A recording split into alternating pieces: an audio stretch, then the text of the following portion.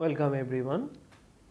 Before discussing this question, I try to say something about the magnetic field because it is necessary. Magnetic field, okay, which is usually denoted by the sign B, okay, it is basically depending on the distance, okay. So magnetic field is depending on the distance. As the distance increases, the magnetic field decreases. Let us take an example. We know that this is a wire, infinite current carrying wire, carrying current in the upward direction. So according to right hand grasp rule, if I place my thumb like this and if I curl my other fingers, then it will indicate the magnetic field, the direction of the magnetic field. But the magnetic field magnitude, or you can say the strength, decreases as we move away from the wire, as the distance is increased from the wire. Okay, to us, not only the current carrying wire is the source of magnetic field, but a bar magnet also can be considered as a source of magnetic field. So if I say this is north pole and this is the south pole, and if the magnetic lines of force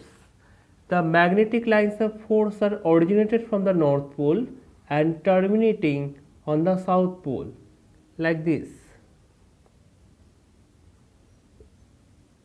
and we have seen that as I move away from the magnetic pole, okay, just like if I consider a point here, if I consider this is our point P1 and if I consider that it is our point P2, then just see the magnetic lines of force are away from each other.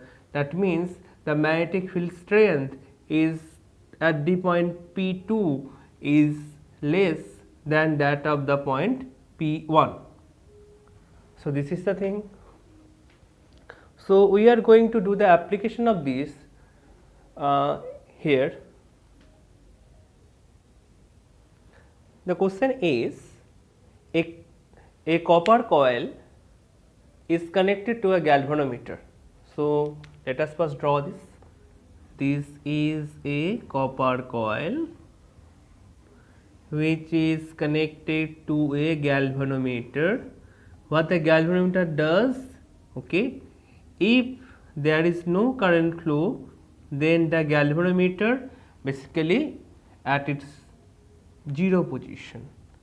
If there is a current flow, then either it deflects rightwards or leftwards, okay, and shows that there is some current flow is present in the circuit. So it basically shows the current flow, okay, the direction of current flow also. So if a bar magnet is pushed in a coil with the south pole entering first, let us consider this is that bar magnet, okay, and this is the south pole of this, and if I try to enter this, then just see how the magnetic field lines are, okay. So if I try to make it close to that of the circular coil, then what will happen? The magnetic field, the value of the magnetic field will change, and we know that the induced current is depending on the change in magnetic field, okay. So with the magnetic field will change as it move close to the copper coil here. We move to the copper coil here, circular copper coil here, then what will going to happen? Then the magnetic field changes. The value of the magnetic field linked with this circular portion of this coil is increased. As the value of the magnetic field is increasing with time, the current will induce, and we will see the current flow in this circuit, and that is detected by the galvanometer. So if it is pushed into a coil with the south pole entering first, then we will see the current flow. but in which direction? According to Lenge's law, the current flow in this coil is such that it opposes the further movement. That is, the south pole is entering first, after that it is just proceeding towards it, through it, along the axis, it is try to oppose. So, the current will be such that the here a south pole will be created.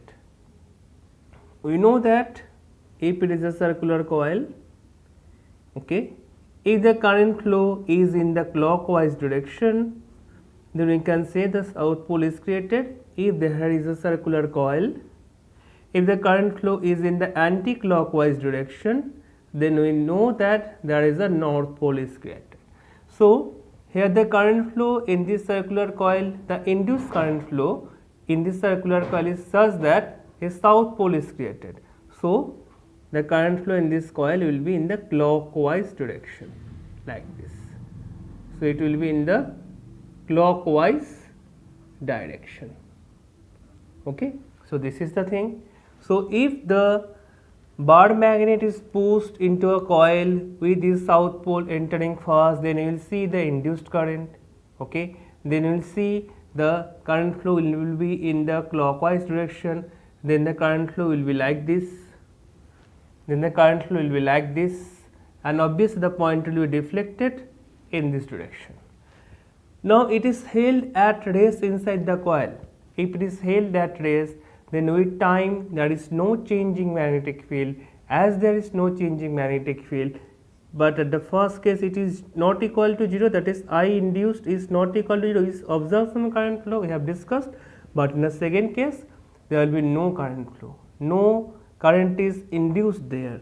So, you can say in the next case, when the magnetic magnet is held rest inside the coil, then the induced current will be 0.